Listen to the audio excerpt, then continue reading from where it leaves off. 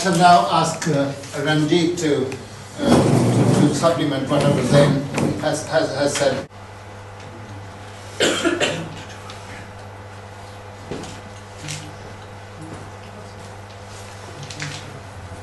Fantastic. I'm going to start in a very informal way, just by giving a little slideshow of some of the things that we saw. I think imperialism is very good at taking things which seem, well, it makes a concrete reality seem its opposite, just by picking facts and gradually twisting them and spinning them until you're sure that you couldn't possibly support Korea, because the way they present it seems so far removed from anything normal as we would see it. It just, you can't even connect with it in a normal way, such that I was aware of the history of the Korean people, and it's a heroic history. It's a history of colonial subjugation, of national liberation struggle after national liberation struggle. It's a tenacious story, and knowing that story, I've always been a supporter of the Korean people.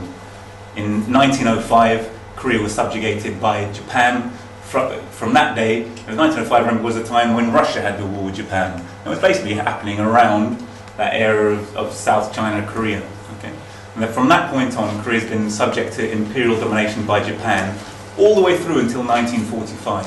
But the Koreans didn't sit idly by and be passive victims. They had national liberation struggle throughout the whole of that period.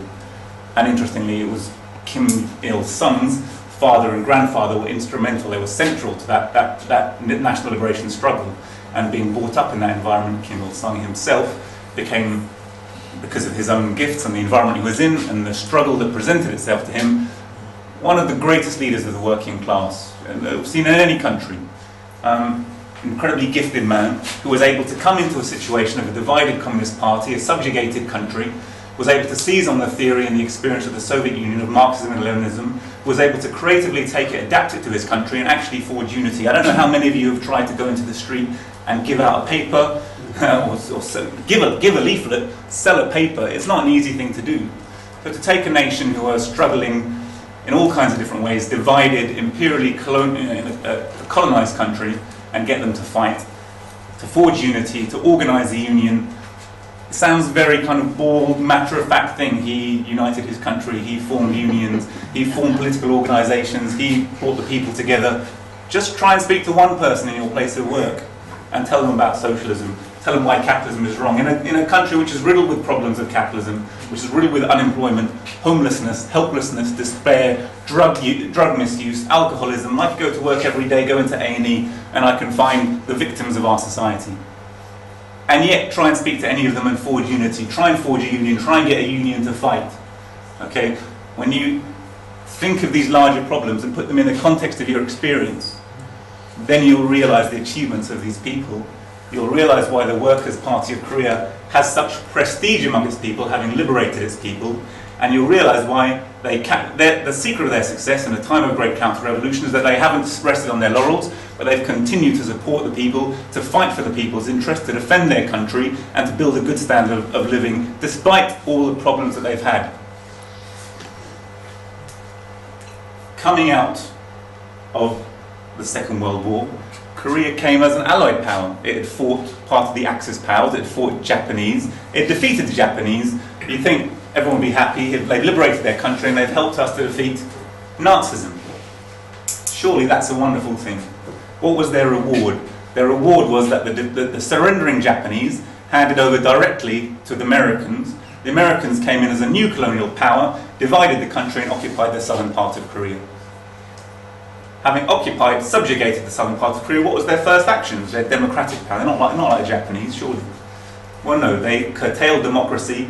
They made illegal the councils of workers, who had fundamentally been the organizing bodies that had fought the national liberation struggle and destroyed the Japanese, and they installed their own puppet regime. And then, having organized a kind of despotic military force in the country and ground it down to a fascist state, they went on to have provocation after provocation with the still liberated North, and then engineered the Korean War, which from 1950 to 1953 succeeded in killing 4 million Koreans. 4 million Koreans in such a small country. I'm not sure what the population was at the time. The population of the DPRK now is 23 million. So not all of them were, of course, killed in the north, but this was, 4 million in the context of that is a significant percentage of the population have been murdered by US imperialism since that time, when they had the first defeat inflicted upon them. And absolutely, it's a heroic event, which got your sort of applause earlier on and deserves it again.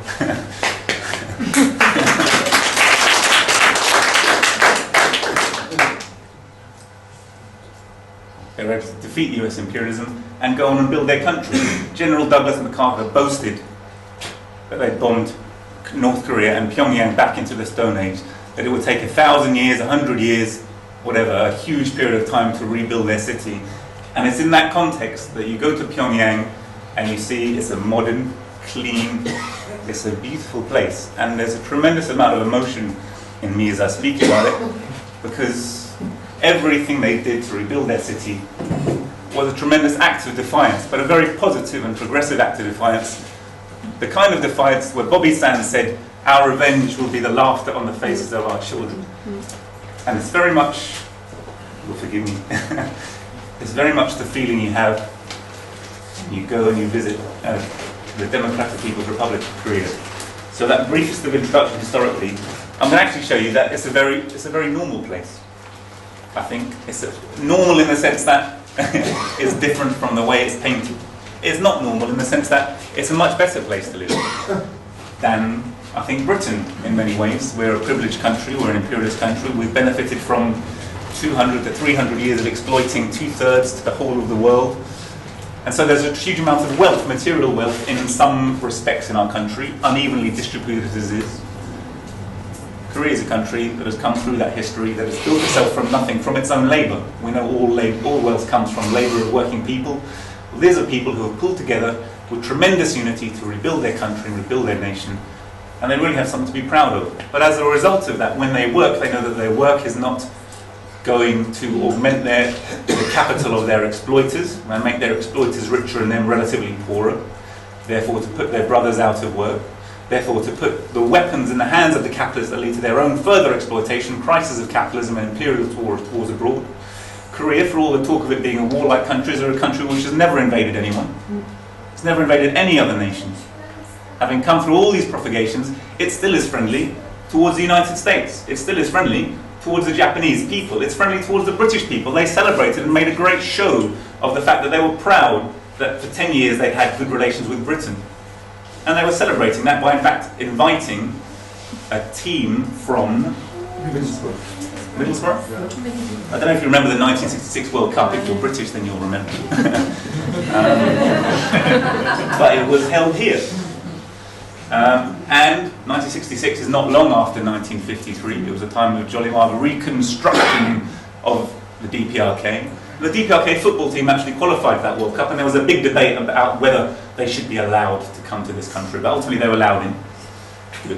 Good. They went to Middlesbrough, where their team was based, and they struck up a tremendously warm, cordial friendship with the people of Britain, who remember them still kind of in a friendly mascot way. It's still in the culture of these places, and in particular Middlesbrough. A women's football team came from Middlesbrough. In fact, we're in the north, in DPRK, while we were there.